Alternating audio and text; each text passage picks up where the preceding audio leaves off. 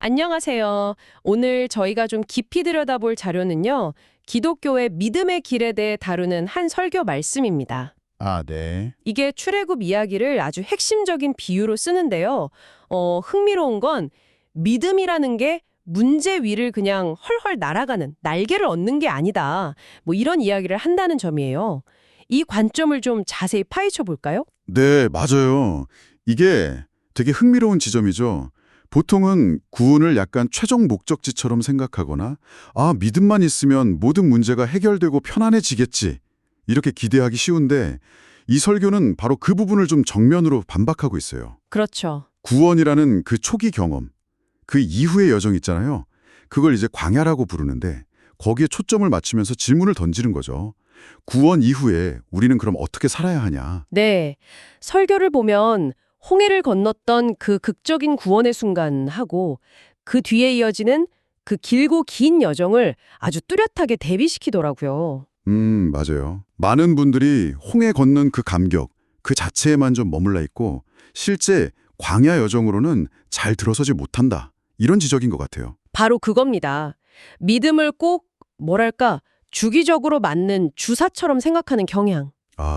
예배나 수련회 같은 어떤 특별한 때만 느끼는 그런 감정적인 고향으로 여기는 걸 꼬집는 거죠.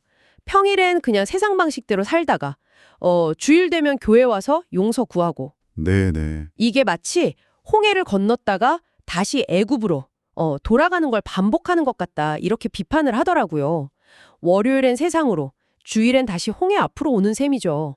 그러니까 단지 구원의 시작점에 서 있는 것 그 자체가 중요한 게 아니라 구원받은 사람으로서의 삶을 실제로 살아내는 그 과정, 그게 핵심이다 이런 말씀이시군요. 네, 그렇죠. 그럼 이 자료에서 말하는 그 광야에서의 삶이라는 건 구체적으로 어떤 모습일까요?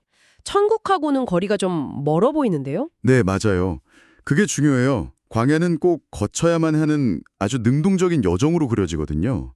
구원받고 나서 도착한 곳이 젖과 꿀이 흐르는 땅이 아니라 오히려 아무것도 없는 광야였다는 점, 이게 중요합니다. 이곳은 하나님의 구체적인 지침, 예를 들면 시내산에서 율법을 받은 것처럼요. 그런 지침을 따르고 또 명확한 목적지, 가나안 땅 같은 그런 목적지를 향해서 나아가는 과정이에요. 하지만 절대 편안한 곳은 아니라는 거죠. 그렇죠. 힘든 길이죠. 네. 하나님의 인도하심, 그 불기둥과 구름기둥 같은 거요. 그리고 매일 내려주시는 만나와 같은 공급하심을 정말 매일매일 신뢰하면서 때로는 정말 힘겹게 한 걸음씩 순종하며 나아가야 하는 곳. 잠재적인 고난의 장소인 거예요. 발로 직접 걸어야 하는 길이군요. 네, 직접 걸어야 하는 길이죠. 여기서 정말 중요한 포인트가 나오는 것 같아요. 이 설교가 기적적인 해결책만을 바라는 그런 믿음의 태도를 직접적으로 다루고 있어요. 맞아요. 하나님이 애굽에 재앙을 내리시거나 홍해를 가르셨던 것처럼 내 삶의 모든 문제도 그냥 그렇게 단번에 해결해 주시기를 기대하는 거, 그거는 좀 잘못됐다 이렇게 말하더라고요. 네, 그 비유가 재밌었어요. 마치 좋은 선생님이 학생 숙제를 대신 다 해주길 바라는 것과 같다고. 네. 과정이 아니라는 거예요. 날개 달라는 기도가 아니군요. 그렇죠. 하나님을 믿는다고 해도 세상과 다르게 살아가면서 부딪히는 그 어려움들이 무슨 마법처럼 사라지는 건 아니다. 이 현실을 좀 보게 하는 거죠. 하긴 그 설교에서도 홍해나 요단강 건너는 사건조차도요. 그냥 눈 깜짝할 사이에 저쪽으로 순간이동 이런 게 아니었다고 강조하더라고요. 네, 맞아요. 물이 갈라져서 길이 열리긴 했지만 그 이스라엘 백성들이 질퍽한 땅을 두려움 속에서도 직접 발로 걸어가야만 했다고요. 정확합니다. 그 걷는 행위 자체가 중요한 거죠. 사실 광야 여정뿐만 아니라 약속했던 가나안에 들어간 이후에도요. 그 땅을 차지하기 위해서 치열하게 싸우고 정복하는 과정, 즉 능동적인 참여가 반드시 필요했거든요. 그냥 주어진 게 아니었군요. 네. 이런 관점에서 보면 믿음이라는 건 어려움을 그냥 샥 피하게 해주는 마법 지팡이 같은 게 아니라 그 어려움을 뚫고 나아갈 힘과 지혜, 그리고 방향, 즉 하나님의 말씀을 제공하는 것에 더 가깝다는 거예요.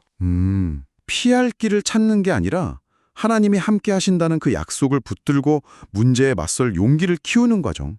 이게 믿음이라는 거죠. 자, 그렇다면 이 설교의 메시지가 지금 이걸 듣고 계신 당신에겐 어떤 의미가 될까요? 핵심은 결국 당신의 가진 믿음에 대한 기대치를 한번 점검해 보라는 요청 같아요. 혹시 문제로부터 도망칠 날개만 찾고 계신 건 아닌지? 아니면 하나님이 주신 약속과 그 인도를 믿고 좀 어렵더라도 그 길은 직접 걸어갈 준비가 되어 있는지 한번 돌아보라는 거죠. 네. 이 설교는 믿음의 길이 세상의 가치관이나 방식과는 다르게 가기 때문에 당연히 힘들 수 있다고 말해요. 그건 각오해야 한다고요. 하지만 바로 그 힘든 길 위에서 진짜 인격의 변화가 일어나고 하나님과의 깊은 관계가 만들어진다고 강조합니다. 네. 삶의 전투를 피하는 게 아니라 하나님의 신실하심을 의지해서 믿음으로 맞서는 것. 이것이야말로 문제 위를 진정으로 날아오르는 방법이다. 이렇게 재정의하고 있는 거죠. 마지막으로 이 관점에서 스스로에게 한번 던져볼 질문을 남겨드립니다. 만약 믿음의 여정이 문제 위를 날아가는 것이 아니라 그 문제 한가운데를 통과하며 걸어가는 것이라면 당신이 지금 피하고 있는 광야는 무엇인가요? 그리고 그 광야 속으로 당신에게 주어진 그 인도를 신뢰하면서 내디딜 수 있는 첫걸음은 과연 무엇일까요?